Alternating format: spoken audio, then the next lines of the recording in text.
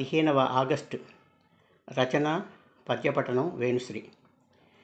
భారతదేశపు భాగ్య విధాతలు పోరు బాటల పట్టి పోరు చేయ, జీవితాలెన్నియో జైళ్ళలో గడవగా ఉరికంబ మెక్కి ఊపిరాగే, లాటి తూటాల అలనాట ఆంగ్లేయ పైశాచిడయ్యరు ప్రజల చంప.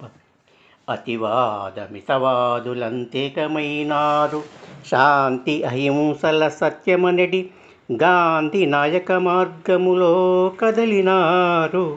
అష్ట కష్టాల పెట్టేటి ఆంగ్లజాతి భారతదేశము స్వతంత్ర భారతనియు అర్ధరాత్రినిచ్చిరి ఆటలాడి, స్వాతంత్ర్యమీ రీతి సౌలభ్యమాయను పాకును వేరుగా భారతు నుండియు.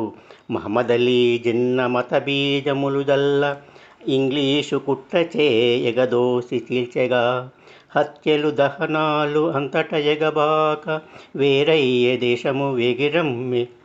15 ఆగస్టు సంబరముల జరుపంగా 3 రంగుల జెండా ముందెగరగా, తలల నెత్తి జెండాకు వందనము చేసి దేశభక్తిని చాటిరి దేశజనము.